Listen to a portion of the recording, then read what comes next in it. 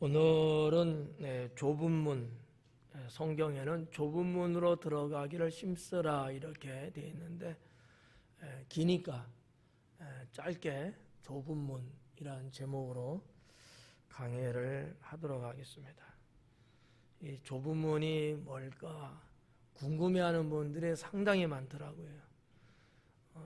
여러분은 어떨지 모르겠어요. 여러분은 어떻게 궁금하셔요? 궁금하지 않으셔요?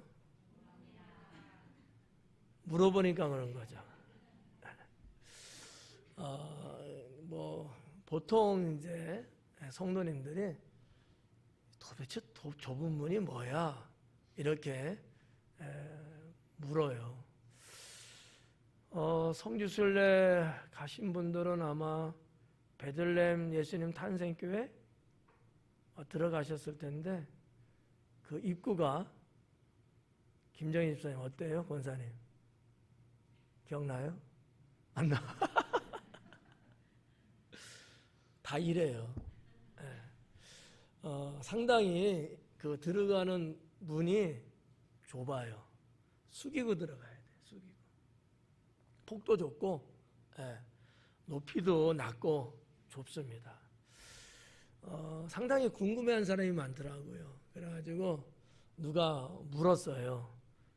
아니 다른 데 보면 다 문이 그냥 엄청나게 큰데 왜 여기만 이렇게 좁으냐 했더니만 가이드 하시는 분 대답이 예수님 앞에 나아가 경배하는데 머리 숙여야 되지 않겠느냐, 겸손해야 된다는 것을 말하기 위해서 이 문이 좁다 이런 얘기를 하시더라고요. 그 말을 듣고 나니까 그렇겠구나. 왜냐하면 탄생하신 주님 앞에 경배하는데 고개를 뻣뻣하게 가기는 그렇잖아요.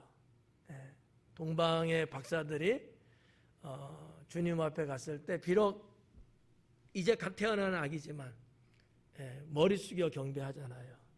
그런 또 의미가 있어서 의도적으로 그 문을 그렇게 만들었구나 이런 생각을 했습니다. 이것도 좁은 문이죠. 근데 오늘 기록된 이 말씀의 좁은 문은 그런 어떠한 이렇게 물리적인 좁은 문의 의미보다는 영적인 의미가 있는 좁은 문이라고 보시면 될 거라고 봅니다. 자, 아무튼 22절부터 부지런하게 가도록 하겠습니다. 예수님께서 각 성, 각 마을로 다니셨다라고 기록하고 있잖아요. 이 말씀이 앞부분에서도 사실 나왔거든요. 각 성, 각 마을. 그러니까 원어적으로 보면 성은 도시를 말해요. 그러니까 뭐 한글로 성이라고 보셔도 상관없을 거예요. 폴리스라고는 단어로 돼 있으니까 큰 도시를 말하고 그 다음에 자그마한 동네. 그러니까 큰 지역, 작은 지역 이거 상관하지 않고 곳곳에 다니시면서 복음을 전했다라고 이렇게 보시면 될 것 같습니다. 예수님의 그 발걸음이 향하는 곳은 뭐 어떤 곳 특정 장소만은 아니었다. 사람이 많이 모였던 적게 모였던 그 성이 웅장하던 초라하던 부유하던 가난하던 뭐가 되든지 간에 예수님은 이 갈릴리 지방을 중심으로 복음을 많이 전하셨죠. 근데 지금 이 상황은 매주 말씀드리지만 이 갈릴리라고 하는 그 지방에서 예루살렘을 향하여 이동하는 중에 일어난 사건들이에요. 딱히 어디라고 말씀드릴 수는 없어요. 왜냐하면 기록된 바가 없어서. 그런데 아무튼 지난 시간에 보니까 이 막달라 마리아와 마르다가 사는 데서 그들을 만났다고 했으면 그들은 막달라라는 마을에서 살고 있었거든요. 그러면 저 위쪽 갈릴리 지방서부터 시작해갖고 지금 사마리아를 거쳐서 유대 지역까지 지금 들어온 정도는 아닐까 이렇게 예측해 볼 수 있습니다. 아무튼 각 성과 각 마을로 다니면서 가르치시며 그래요. 예루살렘으로 여행하시더니 이렇게 말하죠. 예루살렘으로 여행하시더니라는 얘기는 목적지가 예루살렘이다라는 것을 알 수 있습니다. 자, 가르쳤다라는 말로 누가복음에 기록되고 있고요. 마태복음에 보면 똑같은 사건인데, 똑같은 상황인데 거기서는 복음을 전파하시며 이런 말씀으로 기록되어 있어요. 근데 누가는 좀 특이하게 가르쳤다라는 말씀 단어를 많이 씁니다. 가르쳤다. 누가가 의도적으로 그렇게 기록하지 않았겠는가 이렇게 보는 거예요, 저는. 왜냐하면 이 가르침이라고 하는 것은 광야나 들녘에서는 가르치는 경우가 거의 없다고 말씀드렸죠. 이때는 복음을 전파하는 캐립소예요. 선포하는 정도로 갑니다. 누구든지 귀를 기울이는 사람 다 듣는 거예요. 1대1로 다 소수의 인원을 데리고 직접적으로 이렇게 가르쳐주는 스타일이 아니고, 이 넓은 데서는 복음을 선포하는 그런 어떠한 의미라면, 이 가르친다라는 것은 회당이라는 것을 볼 수 있어요. 회당에서 언제나 가르치셨거든요. 이때는 하나님 나라에 대해서 가르치셨고 진리가 무엇이냐에 대해서 가르쳤어요. 집중적으로 가르친 거죠. 그러니까 이게 다르다라는 거죠. 지난주에 말씀드렸죠. 4가지. 예수님의 사역 4가지. 기억 안 나도 할 수 없고, 오집사는 기억 안 나죠? 다 안 나. 젊은 사람도 다 안 나. 그렇지만 중요한 건 그래도 또 말씀을 들으면 또 이 생각이 나요. 아마 여러분 말씀 일주일 전 건데 말씀 기억난다는 사람은 여기서 글쎄 5손가락에 뽑힐는지도 몰라. 예수님의 사역 4가지를 제가 전하면서 복음 전하시고 병자 고치시고 귀신 쫓아내시고 하나님 말씀과 진리를 가르치시고 이 4가지 말씀드렸거든요. 그러니까 집에 가셔서 여러분이 책상 보고 이야기하시면 돼. 내가 오늘 들었는데 예수님 사역 4가지다? 그러면서 하나하나 이렇게 하면은 머릿속에 팍팍 들어와요. 가르치지 않으면 머릿속에 남지 않아요. 신기하더라고. 저도 마찬가지야. 저도 기억하는 이유는 제가 말씀을 준비할 때 책상에 앉아서 모니터 보고 가르쳐요. 모니터한테 하는 이야기하는 거야. 그냥 컴퓨터에다가. 그럼 내 머릿속에 쏙쏙 들어와요. 근데 그냥 이렇게 외우고 어쩌면은 한 50%에서 70%만 남아요. 나머지는 그냥 잊어버리더라고. 근데 이렇게 직접 가르치면은 거의 90% 이상이 머릿속에 남아요. 공부 잘하는 비결이야. 자, 그래서 예수님께서는 이렇게 각 성과 각 마을로 다니시면서 가르치셨다라는 거죠. 가르치면서 계속 이동을 하시는 거예요. 유대인들 사회에 그 마을마다 글쎄 아주 조그마한 마을은 그러지는 않을 거예요. 좀 더 큰 마을이나 그럴 텐데 예를 들어서 한 10여 가구 정도 되는 마을에는 회당이 아마 없었을 거예요. 그렇지만 한 30호에서 한 50호 정도 되는 이 정도 마을에는 회당이 하나씩 보편적으로 있어요. 그러니까 계속해서 다니시면서 마을에 들어가 회당에서 마을에 들어가면 제일 먼저 가시는 곳이 회당이에요. 특히 안식일이 되면은 여지없이 주님은 회당으로 가셨어요. 예루살렘 가셨으면 어디로 가요? 성전으로 들어가시고. 왜냐하면 성전이라는 것은 예루살렘만 있지 다른 데는 없어요. 다 회당인 거죠. 거기에서 예배라고 해야 될까? 예배에 참석하며 또 직접 백성들을 향해서 말씀을 가르쳐 주시고 간혹 병자가 발생하면 치료해 주시고 이런 이제 사역들을 하셨는데 아마 예수님은 제가 볼 때 자유여행을 즐거워하셨던 것 같아요. 그냥 본인이 스스로 제자들을 이끌고 쭉 이렇게 길을 따라 다니시면서 말씀을 가르치시는 사역을 3년 반 동안 꾸준하게 하셨던 거죠. 저는 이것이 아마 예수님을 따르는 제자들을 많이 육성하게 된 계기가 되지 않았을까 이렇게 봐져요. 왜 이런 말씀드리냐면 예수님의 말씀을 쭉 보다 보면은 오늘도 그 얘기가 나오는 거예요. 내가 선생님과 우리가 선생님 같이 밥도 먹고 우리가 배우지 않았습니까? 이렇게 얘기하는데 주님 뭐라 그래? 너희를 도무지 알 수 없다. 이런 얘기 하시거든요. 그러니까 그냥 강야에서 누가 되든지 간에 외치는 정도의 그 자리에 있었던 사람의 개념하고 주님하고 가까이서 이렇게 단독적인, 뭐 단독은 아니겠지만 그렇게 아주 배움을 받은 사람하고는 신앙적인 면에서 전혀 다른 거예요. 무슨 말인지 어떻게 이해 가실까요? 자, 우리 교회 성경 공부하잖아요. 팀이 있잖아요. 또 이렇게 예배 때 강의를 해드리잖아요.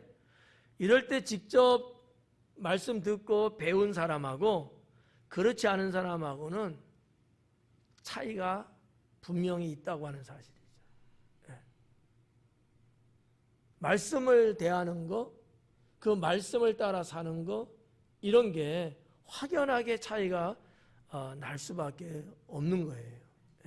예수님 사역에도 그런 두 부류의 유대 백성들이 있었다라고 보는 건데 예수님이 계속해서 회당을 통해서 물론 그냥 들녘이나 때로는 뭐 거리에서나 이렇게도 계속 하셨지만 이게 중복되는 거예요, 전부 다.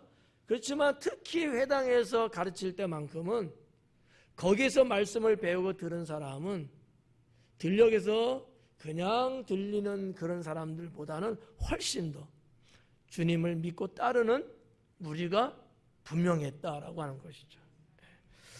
23절에 보니까 어떤 사람이 여짜오되 주여 구원을 받는 자가 적으니까 이런 질문을 해요.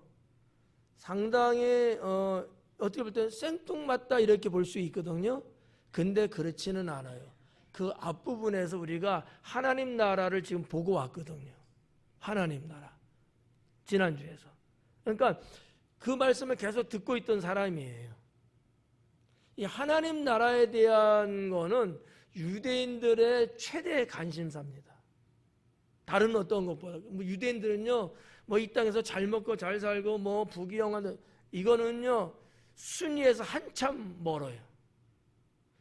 1순위가 뭐냐, 유대인들은 내가 하나님 나라에 간다 안 간다예요.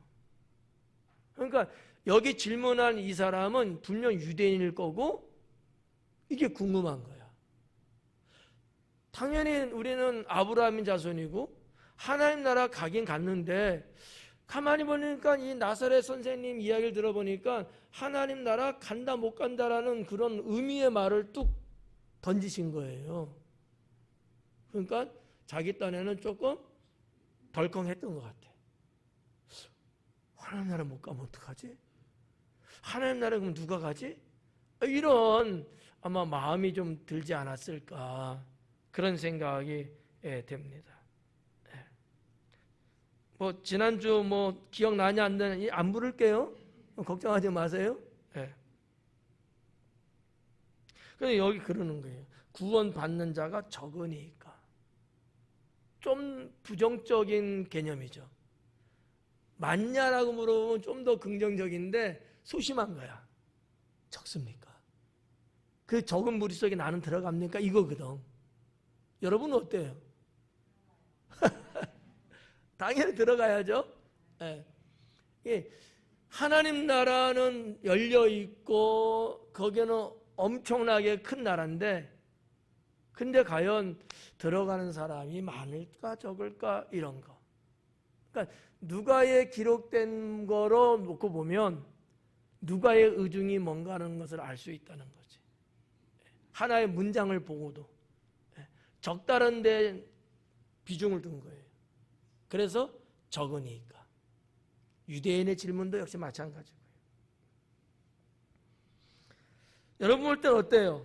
하나님 나라 들어가는 사람이 많을 것 같아요? 적을 것 같아요?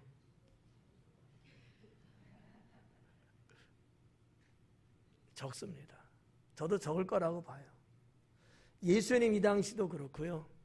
지금 우리가 살고 있는 지금도 마찬가지고요. 하나님 나라는 넓지만 들어가는 자는 적을 것이다 라는 거예요. 근데 적든 많든 그게 뭐 문제가 돼서 내가 가냐 안 가냐가 문제지. 자, 적을 건데 그 다음에 나는 가냐 못 가냐 하잖아. 어때요? 안 쳐다볼게요. 여러분은 가요? 누구 마음대로요? 가야죠. 예. 근데 그 다음 절이 문제예요. 우리가 앞부분에서도 하나님 나라에 대한 얘기를 쭉 하셨거든요. 이 하나님 나라가 그렇게 만만하지 않다는 것을 예수님은 익히 말씀을 하셨거든요. 예.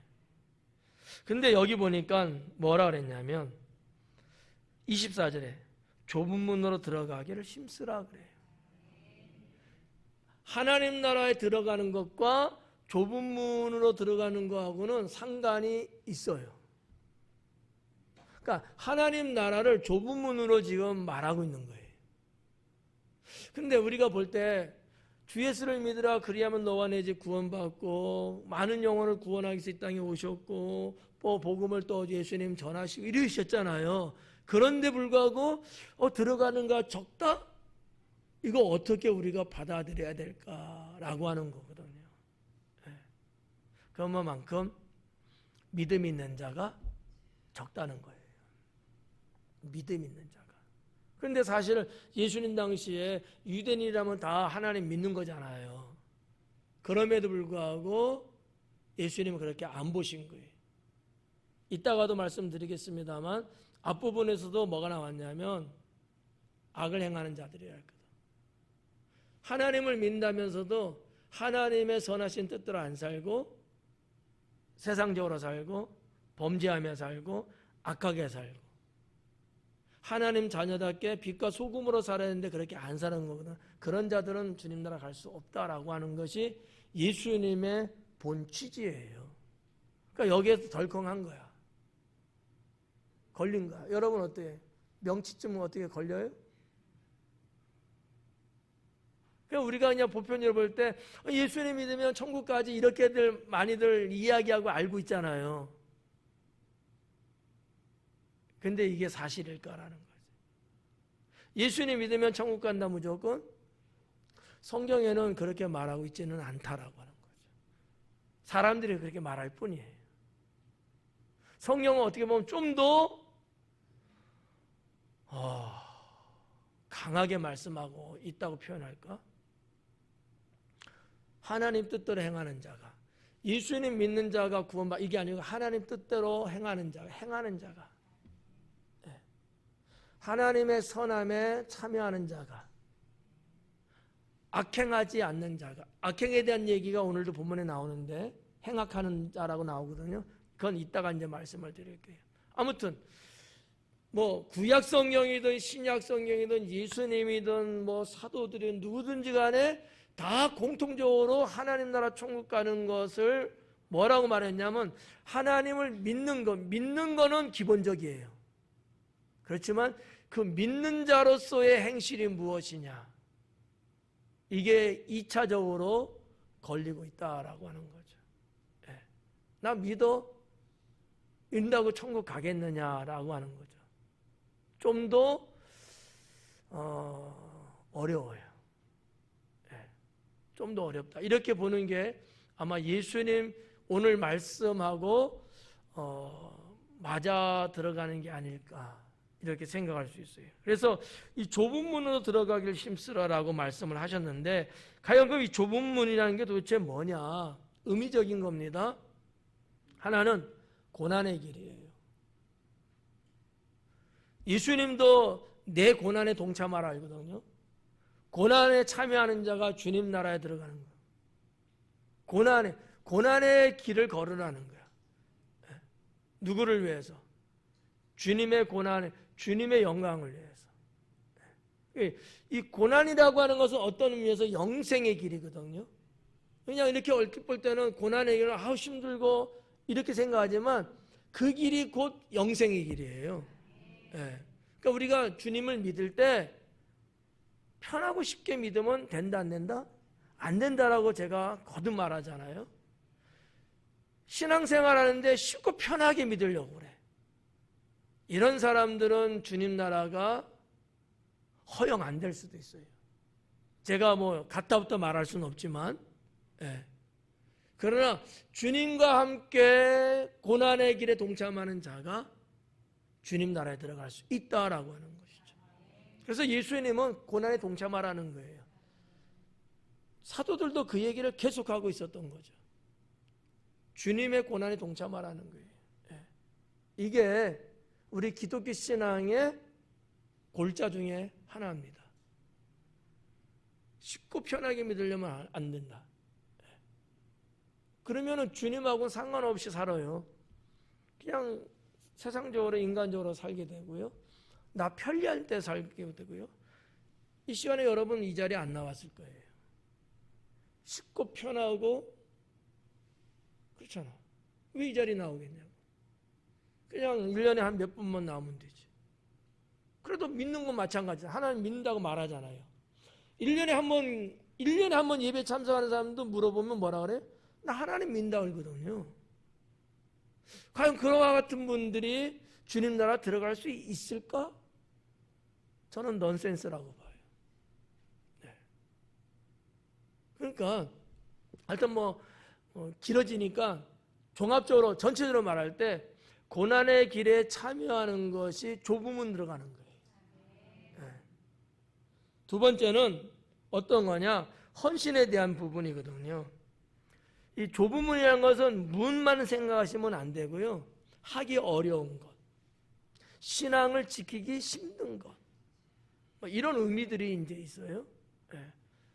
우리 다 같이 하나님 믿고 다 같이 예배드리고 믿음으로 사는 건 맞죠. 근데 헌신하는 자와 그렇지 않는 자가 분명히 나누어져 있다라고 하는 거죠. 헌신은 여러 가지 있어요. 봉사하는 것도 있고 맡은 일에 충성하는 것도 있고 또 특별히 자신을 들여서 헌신하는 것도 있고 여러 가지가 다양성이 있는 건데 아무튼 간에 헌신의 의미도 이 좁은 문 안에는 있지 않느냐 이렇게 볼 수 있다고 하는 것이죠. 나만을 위해서 내가 산다. 헌신 없는 거잖아요. 좁은 문에 들어가는 사람은 아니라고 봐야죠. 넓은 문으로 가는 사람이에요. 근데 예수님 말씀은 넓은 문으로 가는 길은 뭐래요? 넓은 길은 지옥으로 가는 거래요. 많은 사람들이 숫자적으로 민주주의가 숫자에 그러잖아요. 그죠? 손 많이 들면 되는 거 아니에요. 많이 가니까 나도 많이 가네 절로 가야지. 여행할 땐 그래야 돼. 여행할 때는 많은 사람이 가는 곳이 그쪽에 문이 있는 거예요. 근데 하나님 믿는 신앙에 있어서는 아니에요. 많은 사람들이 다 세상으로 가요. 그 길로 가면 지옥 갑니다. 좁은 길로 가라는 거예요. 좁은 문으로 들어가는 거예요. 남들이 안 가잖아요. 그 길은 협착하대요. 힘들고 고생바가지야. 우리 주님이 가신 그 길이 바로 그 생명의 길이다 라고 하는 거죠. 또 하나 빼놓을 수 없는 것이 하나님 말씀대로 행하는 것이 좁은 문이다 라고 하는 거죠. 하나님 말씀대로 행하는 것. 그래서 오늘 찬송 204장을 찬양한 거예요. 주의 말씀대로 행하는 자는 반석에 지은 집과 같다. 예수님이 그 말씀하셨거든요. 이거는 무너나지 않는 데죠. 근데 모래 위에 지은 집은 무너나죠. 그 집의 개념이 뭐예요? 영생에 대한 거예요. 영생에 대한 거.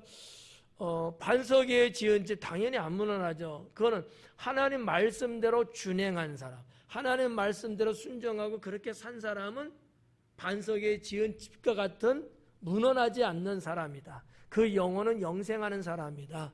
이런 의미가 담겨져 있는 말씀인 거죠. 자, 아무튼 좁은 문으로 들어가기를 힘쓰라라고 이야기합니다. 이 힘쓰라는 단어가 무슨 말이냐면 진지하게 노력하라라는 뜻이에요. 원어로 보면 진지하게 노력하라. 근데 현재형으로 됐다는 사실이죠. 지금 좁은 문으로 들어가기를 언제 해야 된다? 지금 해야 된다는 거예요. 근데 진지하게 노력하래요. 뭐를 빗대서 한 단어냐면 운동선수입니다. 지금이나 옛날이나 운동선수는요, 엄청나게 자기 절제, 자기 노력, 자기 헌신, 투자를 엄청나게 했어요. 여러분, 그렇게 노력하지 않고 메달을 목에 걸 수 있을까요? 우리도 뭐 TV를 보면서 스포츠 같은 거 이렇게 보잖아요. 그분들이 이 목에 메달을 거는 거 다 주는 건 아니잖아요. 선수라고 다 안 주잖아요. 이긴 자만이 주지 않습니까? 그 선수들이 이기려고 얼마나 많은 노력을 했겠는가라고 하는 거거든요. 그걸 말하는 거예요. 힘쓰라는 얘기는 그거예요. 네, 힘쓰라는 거. 그래서 신약 성경에도 그런 말씀이 있는 거예요. 이기기를 다투는 자마다. 또 주님의 선한 일꾼은 어떤 사람이냐? 병사로 부름받은 사람이다라는 거죠. 군인으로 예수님께 부름받은 사람. 그런 사람이 되라는 거예요. 여러분, 군인이 적과 싸우는데 이기려고 하겠어요? 지려고 하겠어요? 이기려고 하잖아요. 그래야 된다는 거예요.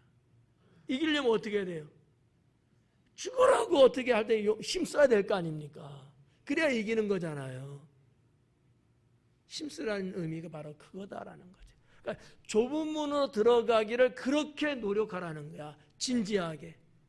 열과성을 다해서. 온 힘을 다해서. 좁은 문으로 들어가려고. 아유, 가자니까, 안 가. 난 싫어. 나 큰 길로 갈까. 이런 사람이 많거든요. 근데 예수님 말씀은 그게 아니고 내가 스스로 좁은 문 들어가기를 힘쓰래요. 내가 고생하려고, 내가 고난에 동참하려고, 내가 헌신하고, 내가 봉사하고 이러려고 내 스스로가 뭐 할 거 없을까?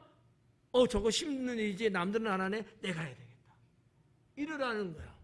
아멘. 아무도 안 하네. 저거 힘들겠다. 돌아가자. 이런 사람은 내가 말하고 싶지도 않아. 근데 저거 힘든 거구나. 내가 해야지. 내가 해야지 다른 사람이 좀 편하지.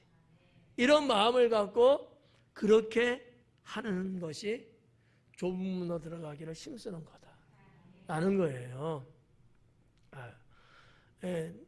치울 게 눈에 보였는데도 전 내가 치울 거 아니고 저 치우는 분이 따로 있지 하고 쓱 지나가. 여러분은 말고 저쪽 동네 사는 사람이 그런데요. 그러면 될까요? 안 되는 거야. 내 눈에 띄었으면 그것이 이 자리에 있으면 안 된다면 그냥 내가 이렇게 손수 치우고 수고를 아끼지 않아야 된다는 거죠. 이런 것들이 내 몸에 이렇게 배어 있어야 돼요. 내 몸에. 물론 그 하는 분이 정해져 있어요. 우리 교회도. 그죠? 그렇지만 그분은 원래도 하는 거고 내가 딱 봤을 때 쓰레기통이 꽉 찼네? 그러면 내가 비우는 거야. 쓰레기통이 꽉 찼네? 발로 짓밟아서 더 눌러. 그리고 그냥 가. 뭐 그것도 뭐 잘했다 보면 잘한 건데 그것보다는 내가 치우는 게 훨씬 좋겠죠. 이해가요? 그런 노력.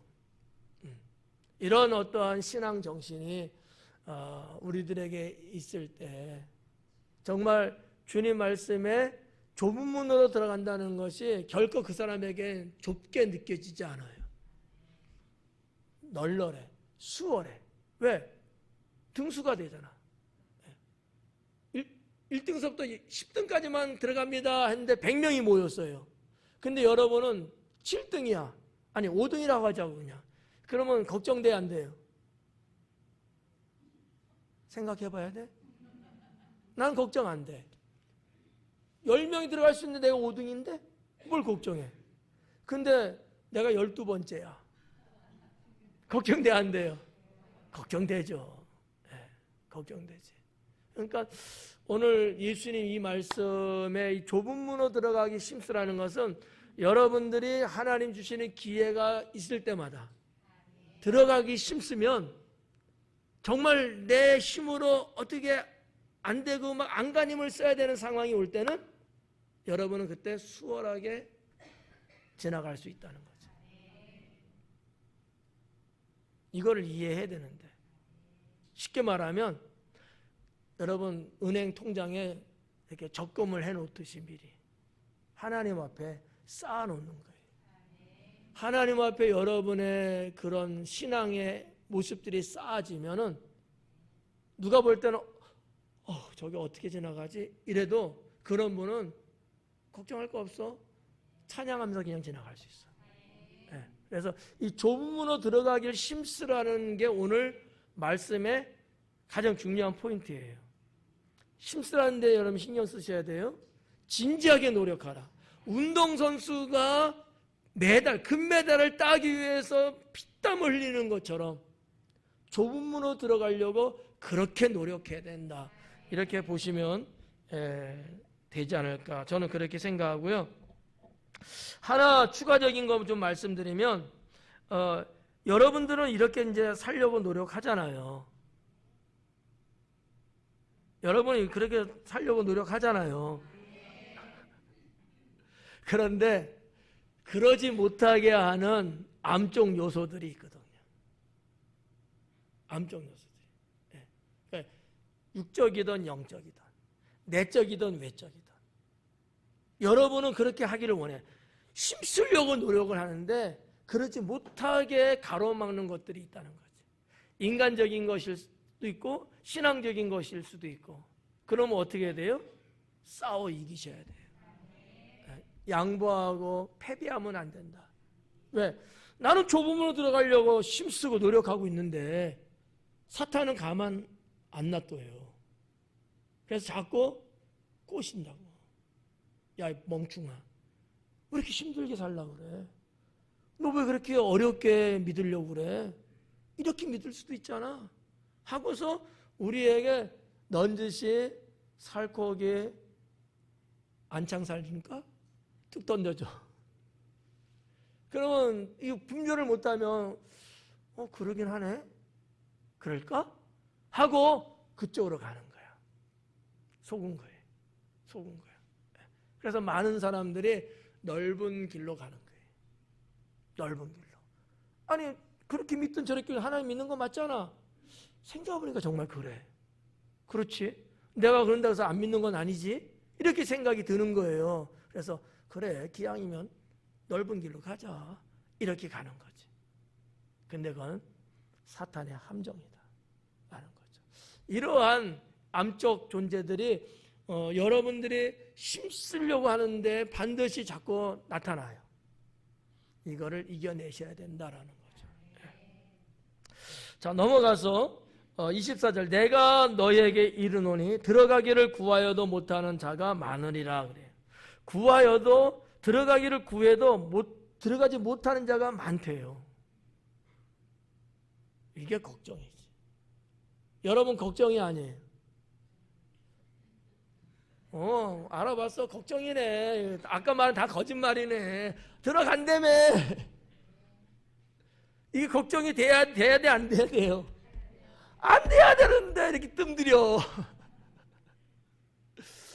네, 걱정이 안 돼야죠. 물론 누구를 생각하니까 누가 딱 떠오르는 거야. 어떡하지 그 사람? 이거는 걱정이 되지만 여러분은 걱정이 돼서는 안 된다. 아까 말했잖아. 여러분은 그냥 뭘 문제야? 그냥 들어가면 되지. 왜? 등수가 5등이야. 1등이거든. 뭐 걱정이에요. 근데 10명 뽑는데 12번째야. 요건 좀 걱정되지. 아시겠어요? 자, 여기에서 우리가 한번 생각해 보자. 들어가기를 구한대요. 이게 어떻게 보면 당시의 종교 지도자들, 위선적이고 가식적으로 믿는 사람들, 그런 사람들이 무슨 얘기냐면 들어갈 타임이 있어요. 하나님 나라 구원받을 수 있는 타임, 때가 있는 거예요. 때가. 근데 그 때를 무시하고 살아요. 하나님의 구원은 영원히 열려있지 않습니다. 근데 혹 어떤 이들은요, 아유 나중에 믿지 뭐, 나 죽기 전에 내가 가지, 내가 뭐 한갑 지나면 그때 갈게, 이런 식으로 이렇게 항상 때를 놓쳐요. 그래서 많은 거예요. 기본적으로 나는 믿는다고 생각하거든요. 여러분 자녀들 중에 그런 자녀들이 있죠? 나 하나님 믿지, 이런 생각은 가져.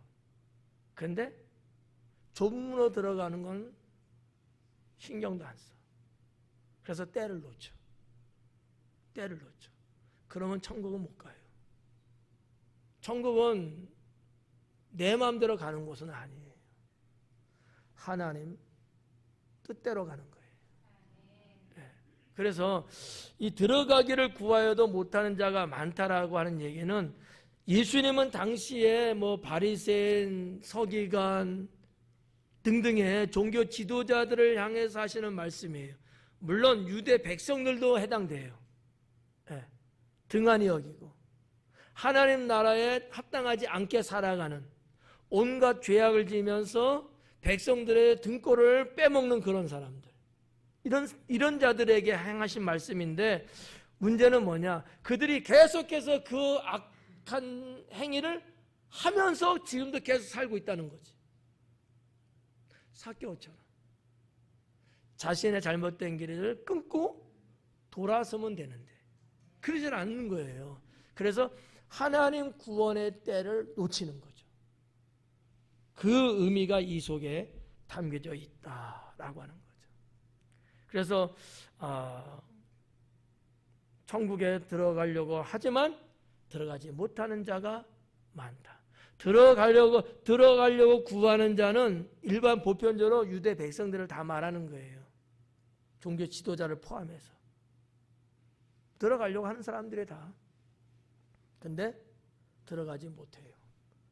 구원의 때를 놓치며 살고 있기 때문이죠. 이거를 여러분이 무슨 말이구나 이해를 하셔야 돼요.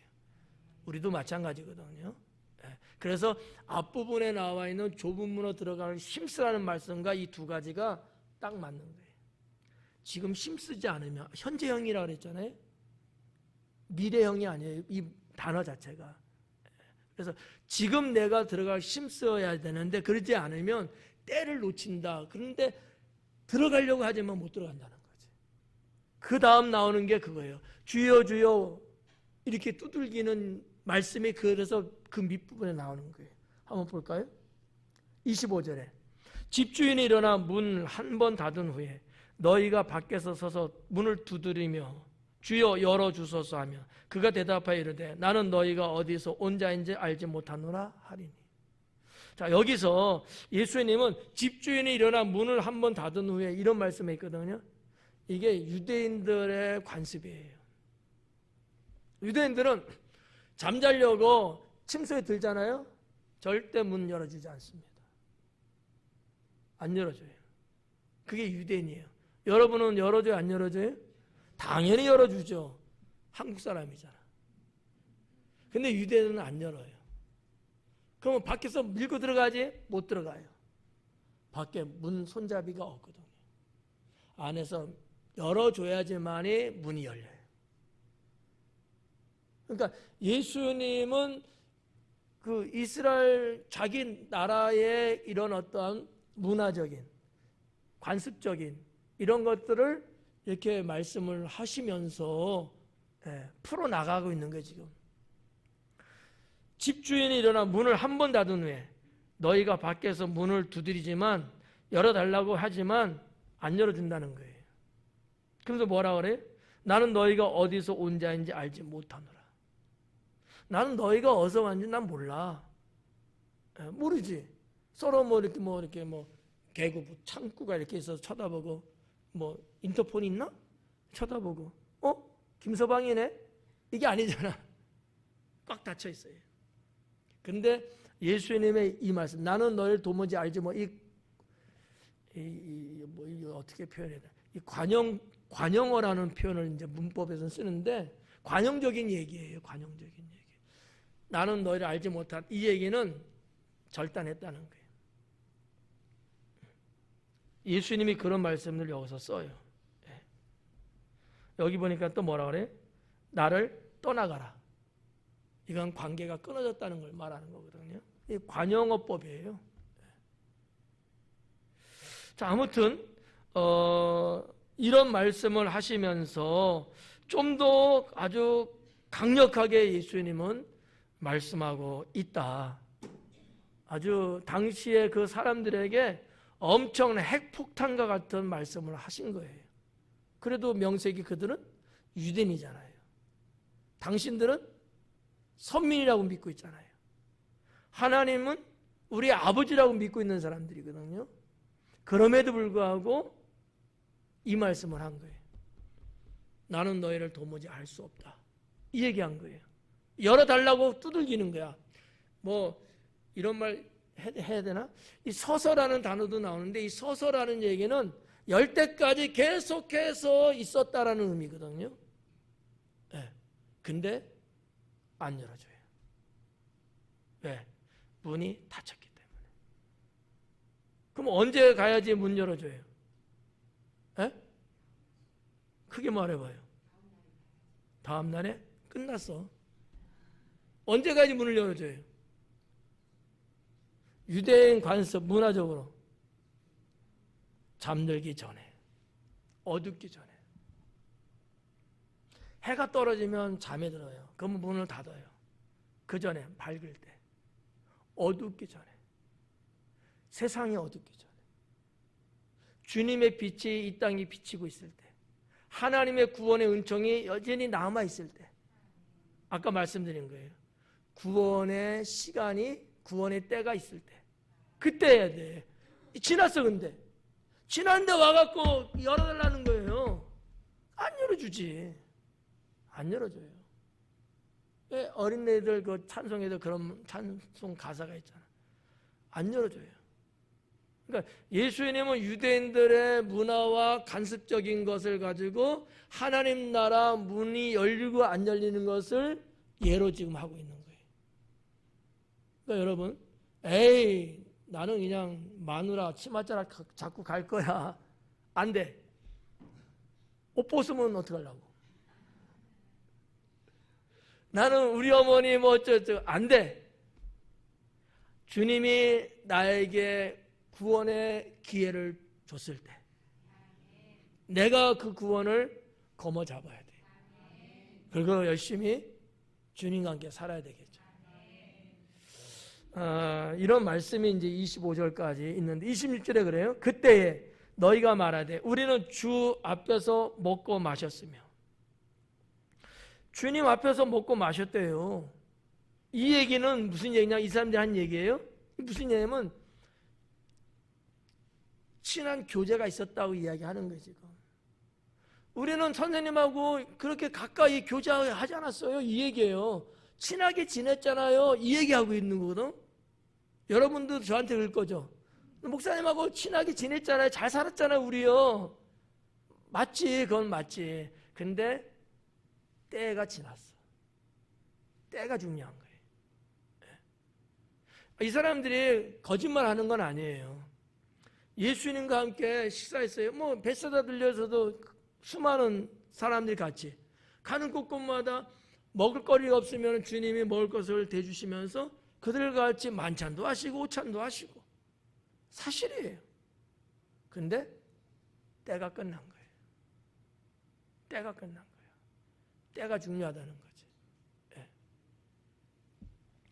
그러니까 이 유대인, 이 지금 이야기하는 사람의 입장에서는 조금 억울하다고 생각할 수도 있어. 아니 그렇게 우리 사이가 괜찮았는데 싹 돌려? 뭐 이런 생각에. 근데 이거는 주님이 정한 법칙이다라는 거지. 하나님이 정한 법칙이에요. 그래서 이 친밀한 교제가 있었음을 암시하고 있는 의미라고 볼 수 있고요. 또 주는 또한 우리를 길거리에서 가르치셨나이다 하나 그러잖아요. 길거리에서 가르쳤대. 그러니까 이 사람들은 나름대로 들었어, 배웠어 이렇게 생각하는 거예요. 근데 어디서? 길거리에서. 아까 제가 뭐라 그랬죠? 길거리, 들녘, 뭐 해변, 뭐 산 그것보다도 회당에서 말씀을 가르치는 게 훨씬 더 깊고 가깝다. 그거는 그냥 다중을 대상으로 한 거예요. 그냥 이거는 그냥 캐립소, 선포예요, 선포. 근데 회당 안에서 가르치는 것은 제자화시키기 위한 거예요. 이게 다르다라는 거지. 자, 아무튼 이래도 이 사람이 그래도 우리는 그래도 선생님이 가는 곳마다 우리는 따라다니면서 우리는 들었어요 이거예요. 나는 그래도 말씀 그래도 들은 사람이에요. 뭐 이거거든. 예, 팬이거든요. 찐팬이요. 뭐 이러는 거지. 그럼 여러분 같으면 어때요? 그래 그럼 너만 들어와. 여러분 그럴 거 아니야. 그래 안 그래요? 악독하구나. 우리는 그냥 인간적으로 그래 아유 들어오세요 이럴 거 아니에요. 나는 그럴 것 같은데 인간적으로. 근데 주님은 그걸 허용을 안 해. 이거는 구원에 대한 문제이기 때문에. 일반적인 것 같으면 허용하죠. 근데 구원에 대한 말씀이거든. 그거를 우리가 한번 보자. 길거리에서 가르치셨나이다 하나. 자, 이 26절에 있는 말씀, 누가복음은 이렇게 주님 앞에서 먹고 마셨고 길거리에서 가르쳤고 이렇게 이제 기록을 했어요. 근데 이제 마태복음에서는 좀 다르게 기록을 했어요. 이 마태복음에는 우리가 선지자 역할도 했고 우리가 귀신도 쫓아냈고 이런 말씀으로 기록이 됐어요. 안 된다는 거. 똑같은 상황에 대한 내용인데 마태의 기록과 누가의 기록은 다르게 이렇게 표현했어요. 자, 아무튼 뭐 마태든 누가든 이 정도면은 관계성이 전혀 없다 볼 수는 없거든요. 선조 역할도 하고 귀신도 쫓아내고 권능을 베풀기도 했다는데 주님은 모른다는 거예요. 왜요? 마태복음적인 내용은 그 정도면 대단한 거 아니에요? 근데 자기를 위해서 했고 인간적으로 했고 허세같이 겉모양으로 했고 실제로 귀신을 내쫓다 할지라도 그 영광 자기가 다 받고 하나님의 영광을 위해서 한 것이 아니고 자기들의 지위를 유지하기 위해서 하고 뭐 이런 것들 있잖아요. 선지자가 했습니다. 이것도 선지자인데 거짓 선지자인 거야. 선지자가 말은 하면서 하나님의 말씀을 온전히 백성들에게 전해야 되는데 그러지 않고 인간적으로 세상적으로 흘러가 버린 이런 어떤 선지자 같은 개념. 누가복음은 좀 달리 표현을 하고 있는 거죠. 27절에 그가 너희에게 말하여 이르되 나는 너희가 어디에서 왔는지 알지 못하노라. 나는 알지 못한대요. 이게 이제 관용어법이라는 거죠. 관용적인 언어를 썼어요. 끝났다. 우리는 모르는 사이다. 연결고리가 없는 거예요. 행악하는 모든 자들아 나를 떠나가라 하니라. 행악하는이라는 단어가 나오는데 이 불의, 악행 이런 것들의 단어예요. 근데 우리 성경에는 지금 행악하는 모든 자들아 이렇게 나왔잖아요. 근데 이 자들아라는 단어가 원래 무슨 말이냐면 일꾼의 단어를 뜻을 갖고 있는 단어예요. 일꾼 또는 좀 뭐 전문가 같이 뭔가 이렇게 특별하게 그런 어떠한 일을 종사하는 사람, 좀 뭐라 할까, 숙련공 잘하는 사람, 늘 해서 익숙한 사람, 그런 사람. 그러니까 행악하는 일에 숙련공이야. 그 무슨 얘기야? 계속해서 악을 마음껏 지면서 산 거예요. 그 단어예요. 그냥 단순하게 행악하는 모든 자들아 이게 아니고 이 행악하는 정도가 어느 정도라는 것을 이 단어를 누가는 사용한 거예요. 승용공처럼 일꾼처럼 악을 행하며 살았다는 얘기지. 그런 너희들아 다 떠나가라 라는 얘기죠. 그럼 무슨 얘기예요? 하나님 나라는 의의 나라예요. 하나님은 의를 원하셔요. 그래서 늘 의를 이야기하잖아요. 의.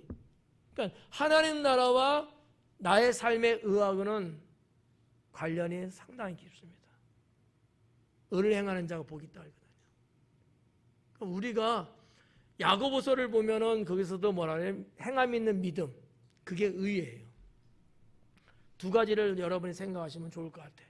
하나는 하나님의 공의, 하나는 하나님의 선. 의와 선. 이 두 가지를 우리 믿는 자들의 행위에 놓고 있어요. 공의롭게 살아야 되고 선하게 살아야 되고. 이게 하나님 나라의 관련성이 상당히 깊습니다. 자, 그렇게 보고요. 28절에 너희가 아브람과 이삭과 야곱과 모든 선지자는 하나님 나라에 있고 오직 너희는 밖에 쫓겨난 것을 볼 때 거기서 슬피 울며 이를 갈리라. 하나님 아브람, 이삭, 야곱 믿음의 열조죠. 믿음의 조상들이에요. 그리고 모든 선지자는, 이 모든 선지자라는 것은 그 앞부분에도 나왔습니다만 선지자들을 이들은 유대인들은 종교지도는 어땠어요? 잡아 죽이고 그랬단 말이에요. 죽음당한 선지자를 말하는 거예요. 우리가 선지자를 했고 그 선지자가 아닌 거예요. 다른 거 이거는요. 우리가 이런 일도 했고 저런 일도 했고 그게 아니고 너희들이 하나님이 보낸 선지자를 죽이기도 했다. 그들에게 고통을 주기도 했고 그들이 복음 전하고 백성들을 인도하는 것을 가로막았고 그렇게 당했던 선지자를 말하는 거예요. 참 선지자죠. 그 선지자들은 다 하나님 나라에 있다는 거죠.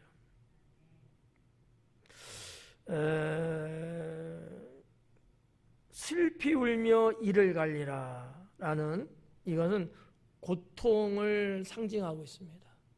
슬피 울면은 후회스러운 거예요. 음부에 간, 지옥에 간 자들이 지난날 살아오면서 세상 살면서 있었던 것을 후회하는데 그 정도가 고통스러워. 이를 바닥바닥 가는 거야. 뭐 억울해서 그럴 수도 있겠지만 누가 뭐 그러래서 그랬어? 자기가 선택한 건데 고통의 정도가 어느 정도냐? 이를 바득바득 갈면서 다 부러질 정도의 고통. 이 정도로 지금 이제 표현하고 있는 거죠. 그리고 29절에 사람들이 동서남북으로부터 와서 하나님의 나라 잔치에 참여하리니 그래요. 동서남북으로부터 와서 하나님 나라의 잔치에 참여한다. 이게 이제 이사야서 49장에도 나오는 표현인데 이사야서 49장은 예루살렘의 회복에 대한 하나님의 예언의 말씀이고요. 오늘 이 말씀은 문영혼들이 주님께 나와서 구원받는 것을 말하고 있는 거죠. 동서남북에서 물론 뭐 유대라고 하는 땅덩어리 동서남북도 있는데 그걸 말하는 건 아니고요. 이방인들 동서남북에서 다 와서 구원받는 것을 말하고 있는 거 그런 거거든요. 그리고 이제 30절에 보니까 보라 나중된 자로서 먼저 될 자도 있고 먼저 된 자로서 나중될 자도 있느니라 하시니라. 이 30절도 보면 누가의 강조가 뭔가를 볼 수 있는 거예요. 왜냐하면 단어의 배열이 나중된 자가 앞에 와 있어요. 이거는 중요하기 때문이거든요. 나중된 자예요. 그럼 누굴까요? 이방인이에요. 예수님의 구원의 어떤 서열은 정한 건 없지만 예수님이 이 땅에 유대 백성만을 구원하러 온 것은 아니고 온 인류를 구원한 건데 지금 상황으로 볼 때는 어때요? 나중된 자가 먼저 된대. 이방인들이 먼저 구원받고 이런 개념이잖아요. 그러니까 우리가 이런 걸 볼 때 로마서에도 뭐라고 그랬어요? 접붙인 말씀이 있단 말이에요. 참감람나무와 돌감람나무의 접붙임. 참 감람나무의 기둥은 잘라버려요. 그리고 여기다 접을 붙인 거예요. 돌감람나무를. 이게 돌감나무가 이방인을 의미하는 거거든요. 뿌리는 유대인인데 유대인의 신앙이죠. 하나님 믿는 신앙. 거기에 이방인을 접속시킨 거예요. 이방인의 구원을 말하는 거거든요. 여기서도 마찬가지. 나중된 자로서 먼저 될 자도 있고 나중된.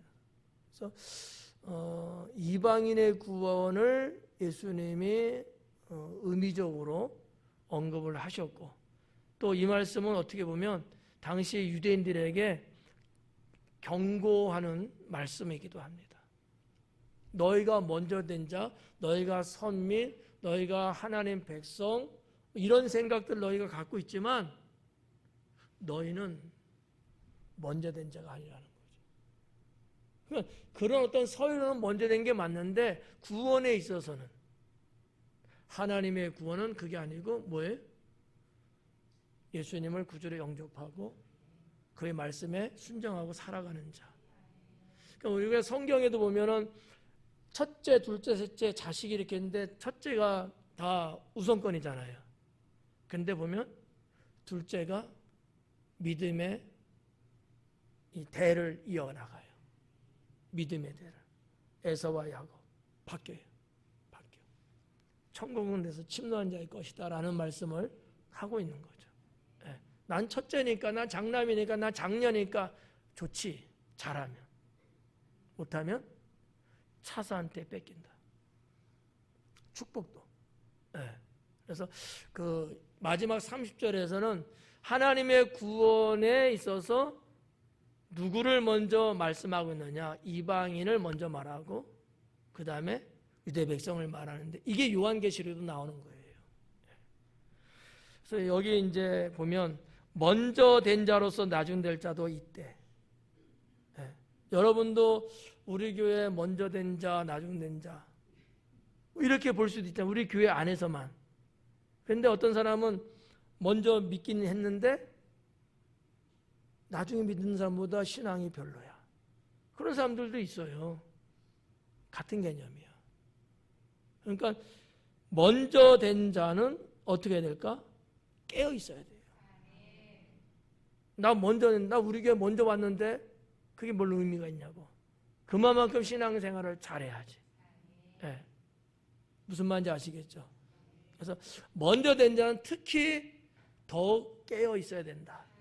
네. 하나님의 구원의 그 기회, 때를 놓치지 말고 자만하지 말고 더 열심히 주님을 믿는 그러한 성도가 되어야 된다고 믿습니다. 기도하겠습니다.